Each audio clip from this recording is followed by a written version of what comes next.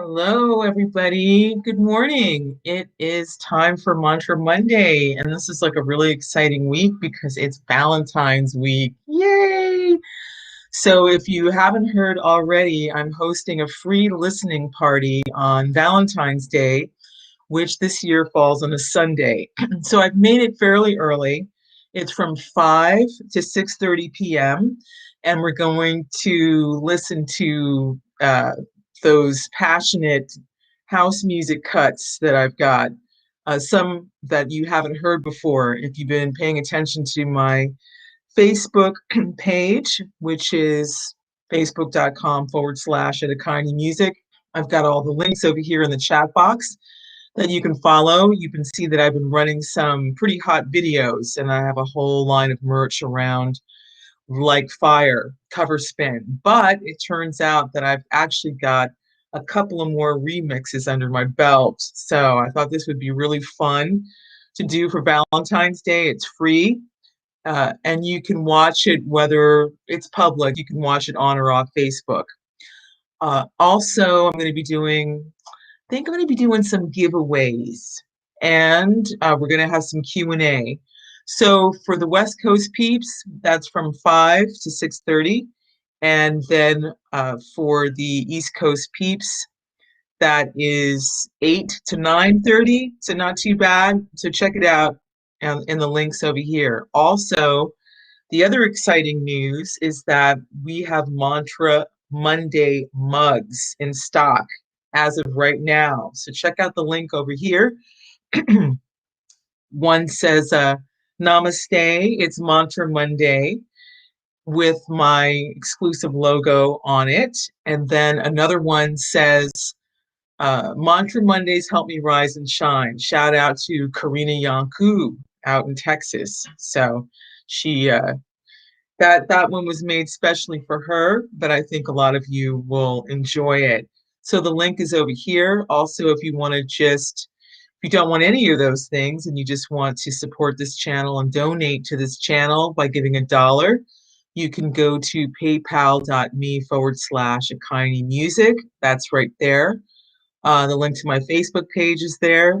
And then if you want to get text alerts, you want to go to akinimusic.com/mantra/Mondays. I believe that's correct.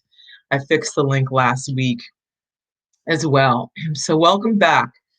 So Mantra Mondays is a time where we try and get our heads on straight for the rest of the week by serving some ancient wisdom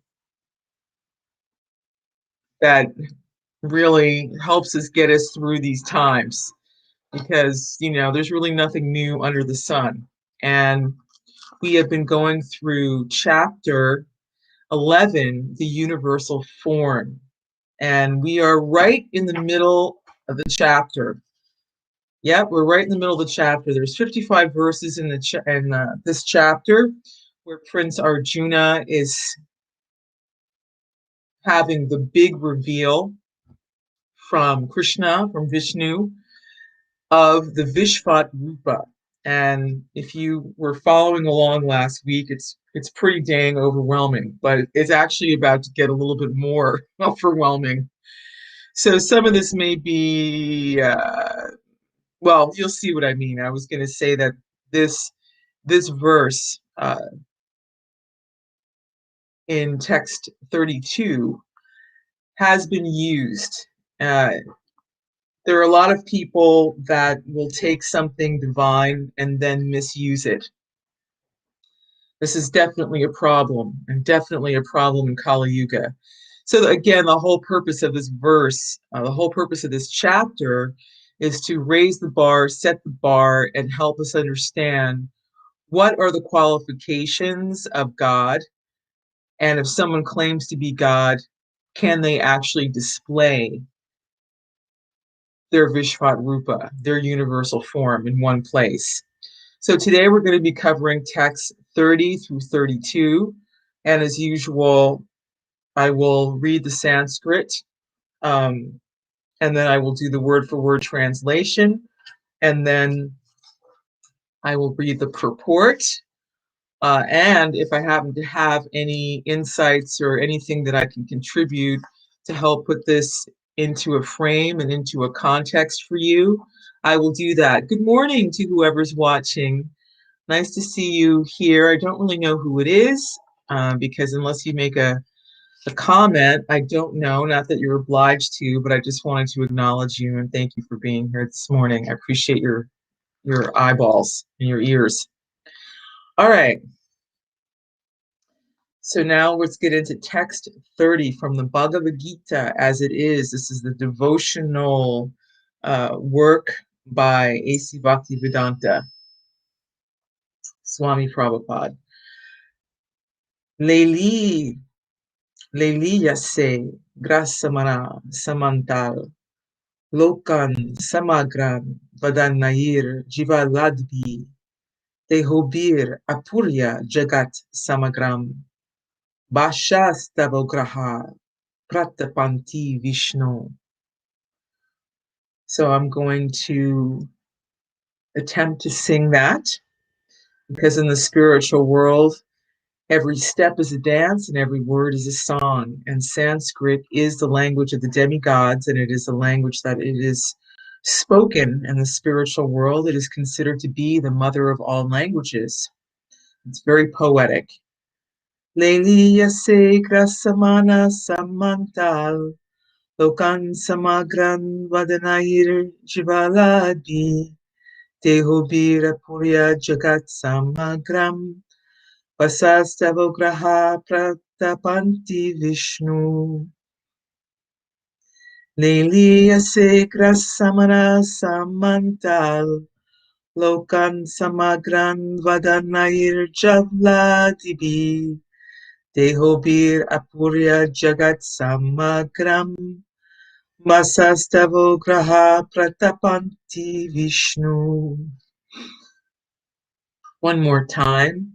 Leiliya se grasamana samantal Lokan samagran vadanair javladibi tehobira purya jagat samagram Vasastavogra pratapanti Vishnu. Translation word for word. Leiliya se, you are licking. Yes, and by the way, if you want to sign up for text alerts, it will come right to your telephone. So I've signed up for them myself just to make sure that everything is working all right. So you can do the same if you need a reminder. Links in the chat box. Leiliya se, you are licking. Grasamanaha, devouring. Samantat, from all directions. Lokan, people. Samagran, all.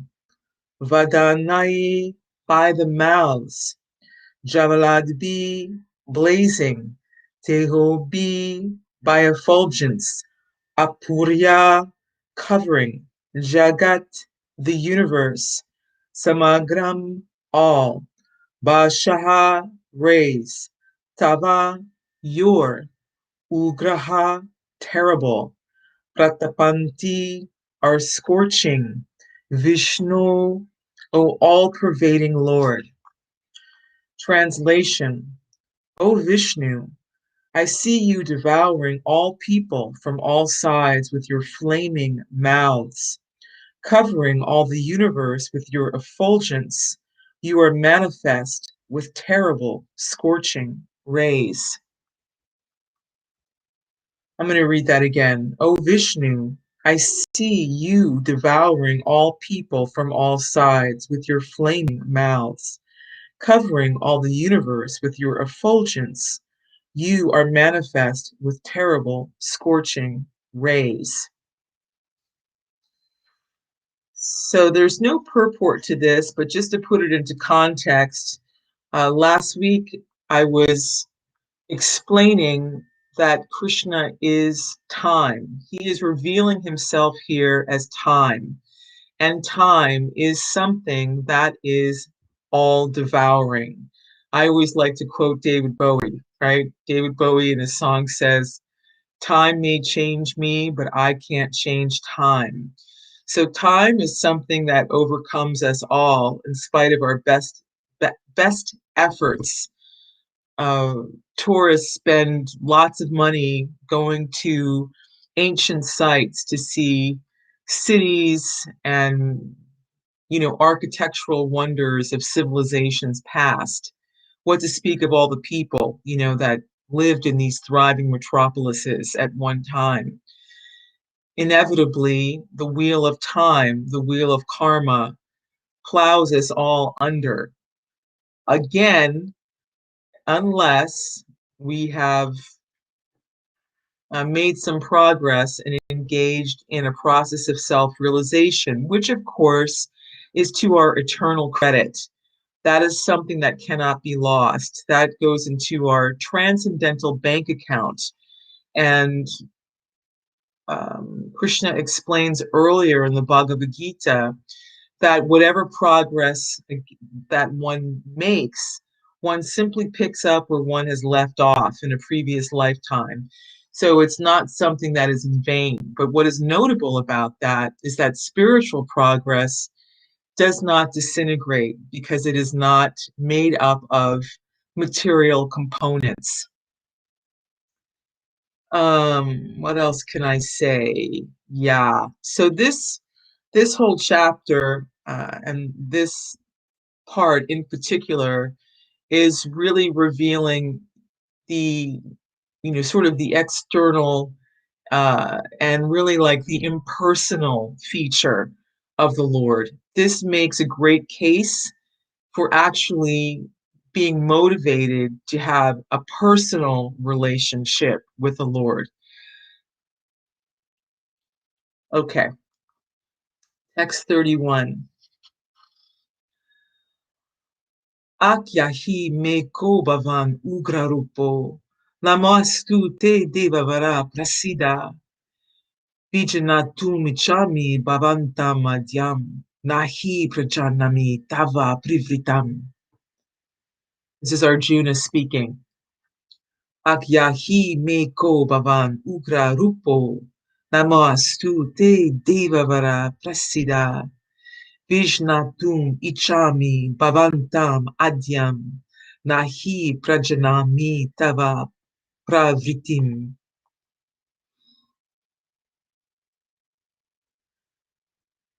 Akyahi me ko bhavan ugra rupo, namastu te devavara prasida, Vishnatum ichami bhavantam madhyam, nahi prajanami tava privritim. Akyahi, please explain, me unto me, ka who, bhavan you, ugrarupaha, fierce form, nama astu, obeisances, te unto you, Devavara, O great one amongst the demigods, Prasidaha, be gracious, Vishnatum, to know, Ichami, I wish, Bhavantam, you, Adyam, the original, Na, not, He, certainly, Prajanami, do I know, Tava, your, Pravritim, mission. Translation. O Lord of Lords, so fierce of form, please tell me who you are. I offer my obeisances unto you. Please be gracious to me. You are the primal Lord. I want to know about you, for I do not know what your mission is. Oof, this is intense. Okay. So again, I'm going to read this again. O Lord of Lords, so fierce of form, please tell me who you are. I offer my obeisances unto you. Please be gracious to me. You are the primal Lord. I want to know about you, for I do not know what your mission is. For some reason, this is making me think of, and I'm not pretending to be a biblical scholar, but this is reminding me of when Moses goes up to the mountain and he sees the Lord take on the form of a burning bush. And it just makes me wonder, perhaps that was all Moses was able to perceive, all that was revealed to him. But here, Arjuna again is seeing everything. He's seeing all the sun, the moon, the stars, all the living entities. He's seeing past, present, and future.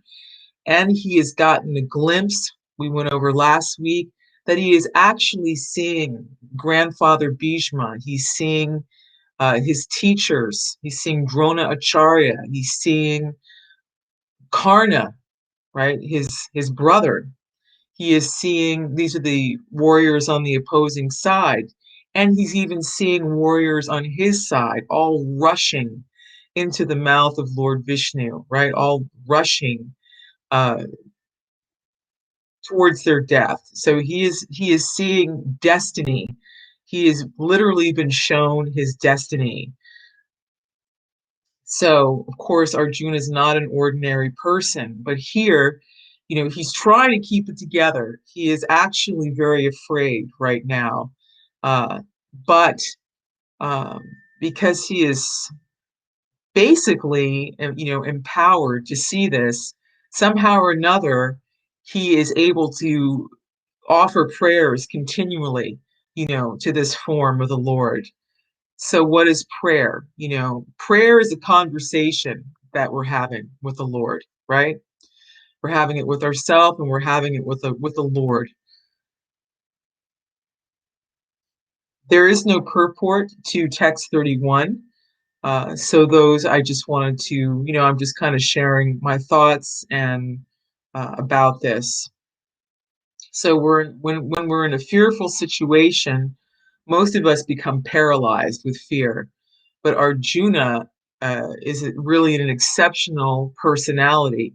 So even though he is afraid, he is a true Kshatriya, and somehow or another, he is managing to find some courage to be able to address this absolutely incredible, mind blowing, and overwhelming scene that is being revealed to him.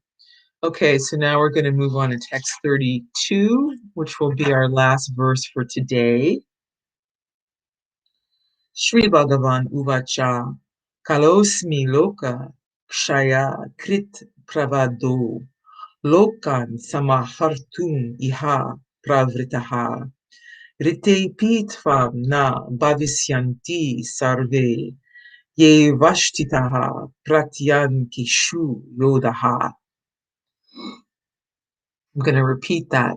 Shri Bhagavan Uvacha Kaloshmi Loka Shaya Krit Pravado Lokan Samahartum Iha Privritaha Rite Pitvam Na Bhavisyanti Sarve Ye Vishtita Pratyani Kishu Yodaha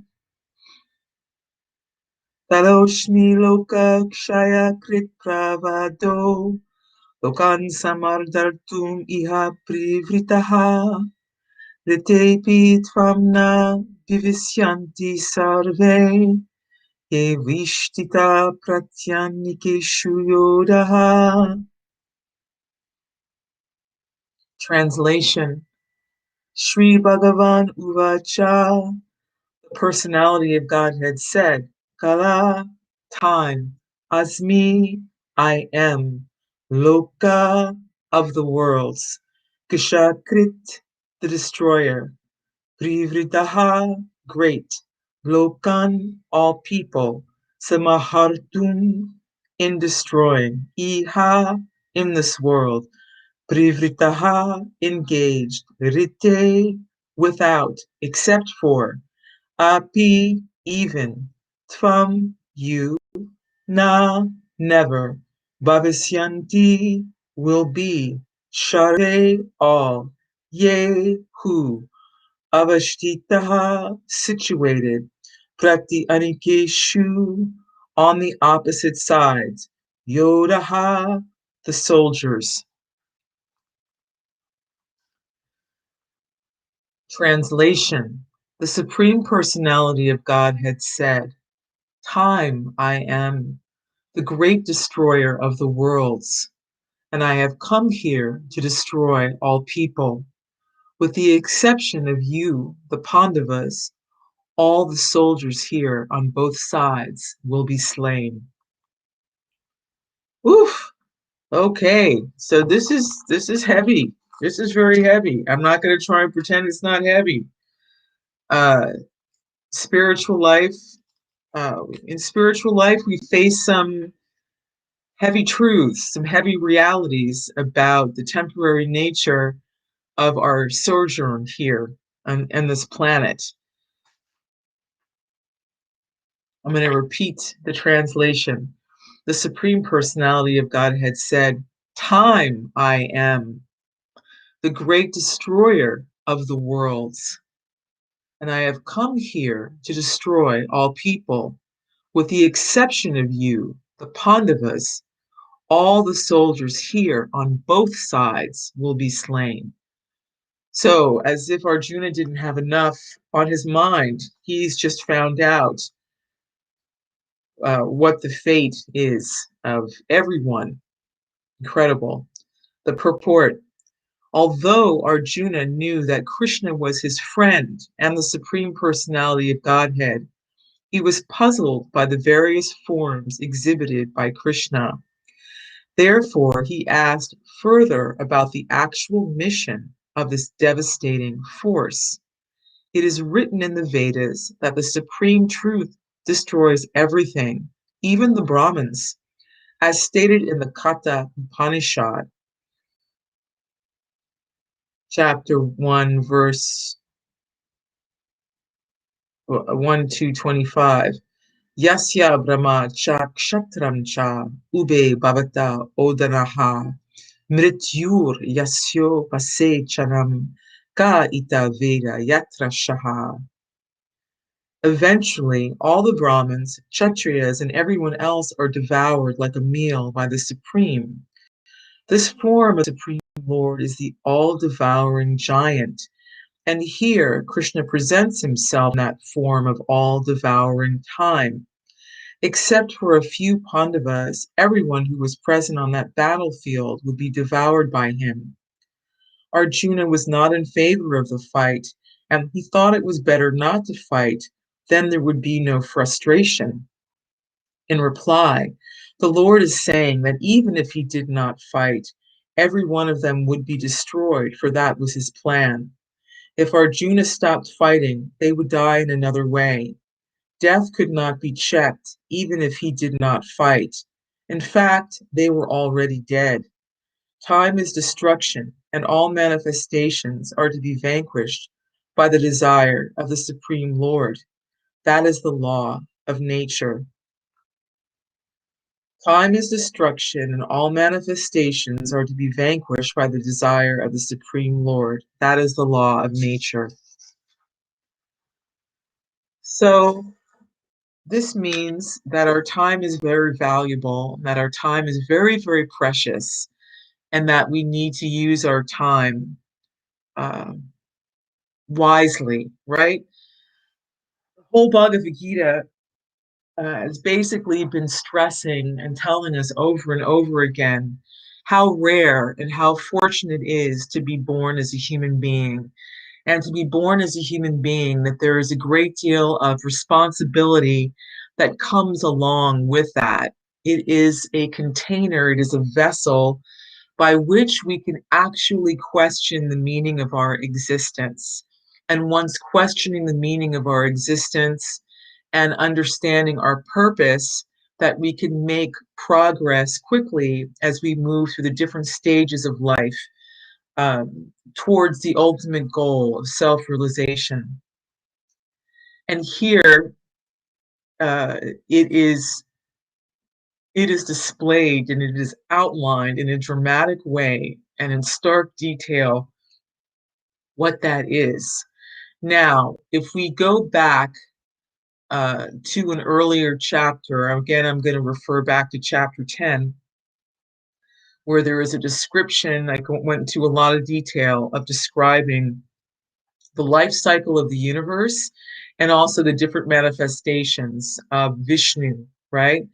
So again, Krishna, the original personality of Godhead in his two-handed form, he has nothing to do really but enjoy with with the devotees, to enjoy with the jivas, with us, those of us who have come back to our spiritual senses, our transcendental senses, and have realized the futility of trying to enjoy things in this material world. It is said that trying to enjoy anything here in perpetuity is like trying to build a house made out of cards in the wind. Uh, or, musicians are often referring things like this.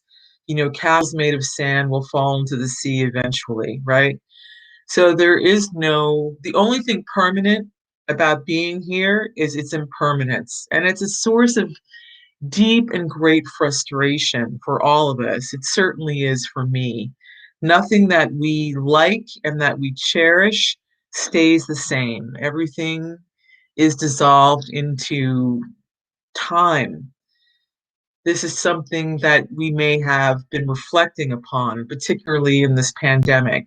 This pandemic has turned everything up on its head, and everything that we took for granted before and everything that we thought would just kind of go on forever within the span of about a year and a half now, has just been erased or changed profoundly. So, in a way, I think this pandemic is an opportunity to see God in the details and to understand how fragile life is and how precious life is and what the purpose of life is. Um, what else can I say? Yes, as I was saying last week, the soldiers that are assembled on this battlefield, the sons of Dhritarashtra, um, Duryodhana, right? Duryodhana is of Dhritarashtra's sons. He is the one leading the army on the opposing side, and he has been hell bent on getting the kingdom for himself. He did not listen to diplomacy, and in fact, he went to great lengths to humiliate, destroy through so many different attempts, through poisonings, through arson, so many different things of harassing the Pandavas just to have control. But here, of course, Duryodhana doesn't realize this at this point. If you've read the Mahabharata, you'll see, what a stubborn mofo he is.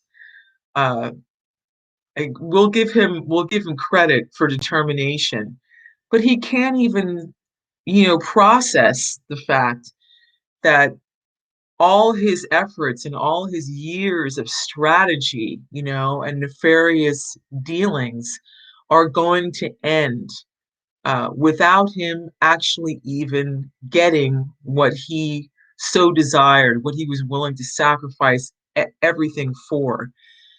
So this is um, this is a good reminder, that while we certainly have duties and responsibilities to perform during the course of our lifetime, it's also important to keep things in perspective and to keep our eyes on the prize and to prepare ourselves for, that big transition. Now, I kind of digressed here a little bit. Excuse me. I just realized that I didn't really uh, elucidate or explain the role of Lord Vishnu and the jivas and the life cycle. So once again, referring back to chapter 10, Krishna simply enjoys, but in order to create the material universe, in order to fulfill the desires of us, his children, he expands himself. He expands himself into Vishnu, three different forms of Vishnu. the Vishnu that actually creates all the universes uh, through his breathing, right? All the planets, all the universes expand from his pores. But then at the end of the life cycle of all these universes, through his inhalation,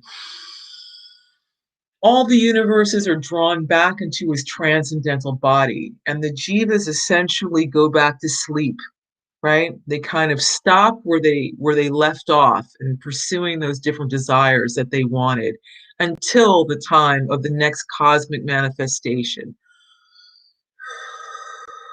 on the Lord's exhalation.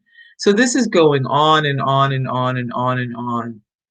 So that is really, what is being explained here, but it is being explained in a way that really wakes us up.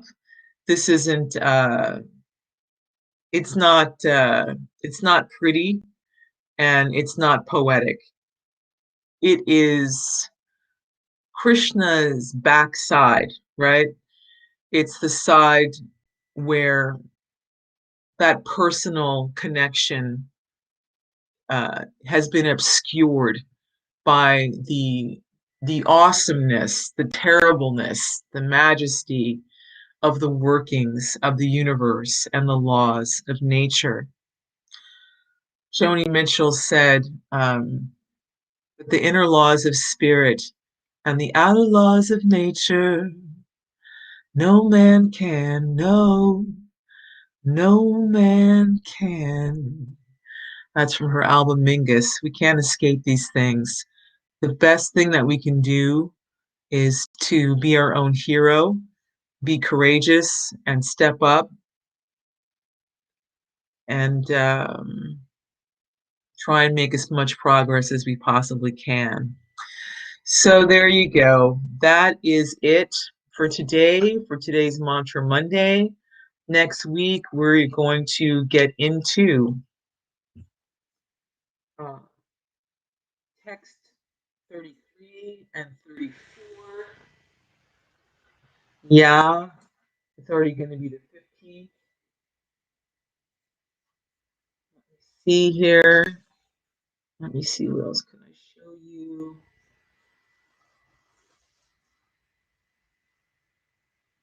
Yeah, that's what's up for next week. And Christian is going to get into some more detail. Yeah, about encouraging Arjuna to get it together. So again, I'm just going to read this. I'm going to read this last verse again. Just to kind of wrap it all up. There's really a lot here to digest. Eventually, I'm just going to read the purport again. Although Arjuna knew that Krishna was his friend and the Supreme Personality of Godhead, he was puzzled by the various forms exhibited by Krishna. Therefore, he asked further about the actual mission of this devastating force. It is written in the Vedas that the Supreme Truth destroys everything, even in the Brahmas, as stated in the Katha Upanishad.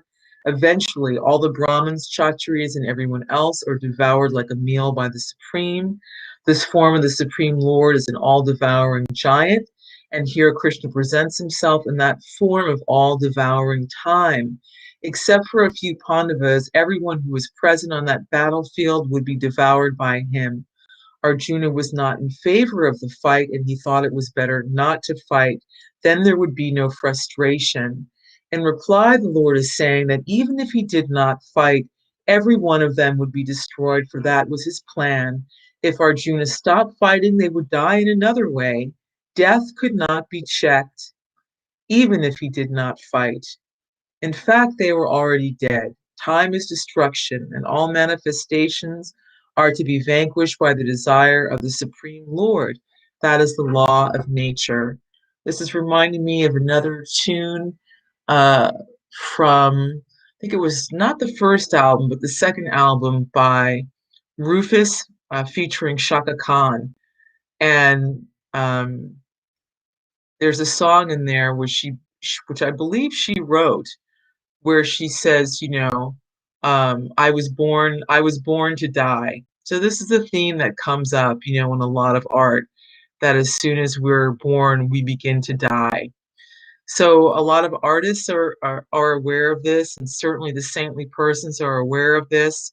The Brahmins are aware of this. Of course, the Brahmins are facing this situation head on and also thinking of the welfare of all the living entities and continually performing Vedic sacrifices in order to purify the atmosphere and provide some clarity atmospherically so we may go forward and fulfill our destiny in the best way.